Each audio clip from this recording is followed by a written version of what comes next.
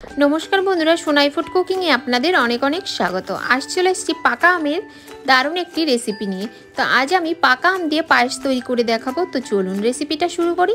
एखाने आमी एकटा मिक्सिंग जार निये नियेछि आर भिडियोटा स्किप ना करे सम्पूर्ण भिडियोटा देखार जोन्नो अनुरोध रइलो। एखाने आमी एकटा आम नियेछि, आमटा आगे थेके जल दिये भालो करे धुए परिष्कार करे नियेछि। पिछनेर अंशटा एइभाবে केटे बाद दिये निते हबे। এইভাবে কেটে বাদ দিয়ে নিতে হবে। তারপর আমের দুপাশ দিয়ে আমি স্লাইস করে কেটে নেব, ঠিক এইভাবে। আমটা এইভাবে স্লাইস করে দুপাশ দিয়ে আমি কেটে নেব।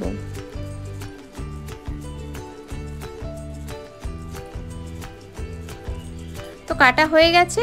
এখন আমি এর থেকে এক টুকরো স্লাইস নিয়ে একটা চামচ নিয়েছি, চামচ দিয়ে ঠিক এইভাবে আমটুকু বের করে নেব আর খোসাটা বাদ দিয়ে নেব।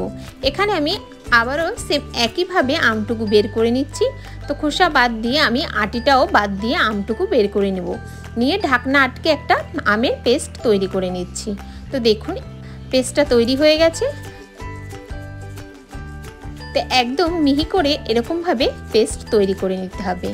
এখানে আমের পেস্টটা সরিয়ে রেখে এদিকে গ্যাস জ্বালিয়ে কড়াই বসিয়ে দিয়েছিলাম। তো কড়াইয়ের মধ্যে দিয়ে দিচ্ছি আমের পেস্টটা।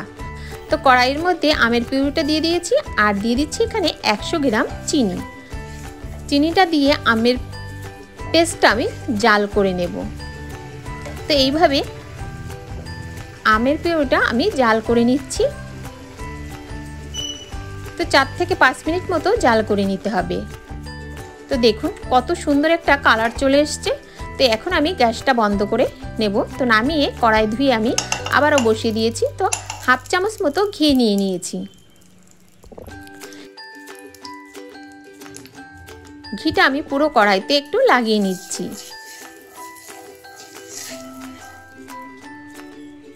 আর দিয়ে দিচ্ছি এখানে 100 গ্রাম গোবিন্দভোগের চাল। চালটা আমি 1 মিনিট মতো হালকা আঁচে ভেজে নেব। চালটা অবশ্যই কিন্তু পুড়ে না যায় সেদিকে খেয়াল রাখতে হবে। অনবরত নেড়ে চেড়ে এইভাবে চালটা ভেজে নিতে হবে। এবার আমি আগের থেকে দুধটা জাল করে রেখেছিলাম। 1 লিটার দুধ নিয়েছি এখানে, জাল করে আমি 700 গ্রাম মতো বানিয়ে রেখেছি। তাই সেই দুধটাই দিয়ে দিচ্ছি। এখানে আমি লিকুইড দুধ নিয়েছি, আপনারা গুঁড়ো দুধ দিয়েও পায়েসটা তৈরি করতে পারেন। তো এইভাবে আমি চাল যতক্ষণ না ফুটছে ততক্ষণ জাল করে নেব।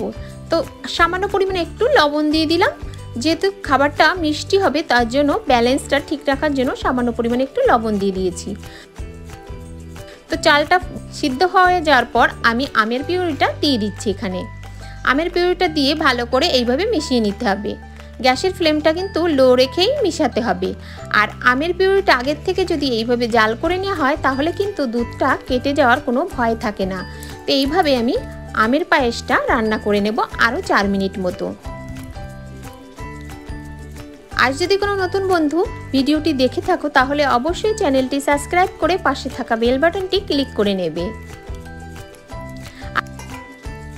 আশা করছি প্রতিদিনের মতো এই রেসিপিটাও আপনাদের খুবই ভালো লাগবে। তো এবার আমি আমের পায়েসটা নামিয়ে নেব। আমের পায়েসের রেসিপিটা যদি ভালো লেগে থাকে অবশ্যই লাইক কমেন্ট শেয়ার করতে ভুলবেন না। তো এখানে আমি আমের পায়েসটা নামিয়ে নিচ্ছি একটা বোলের মধ্যে। তো রেসিপিটা যদি ভালো লাগে অবশ্যই বাড়িতে তৈরি করবেন, আর তৈরি করলে কমেন্ট বক্সে জানাতে ভুলবেন না।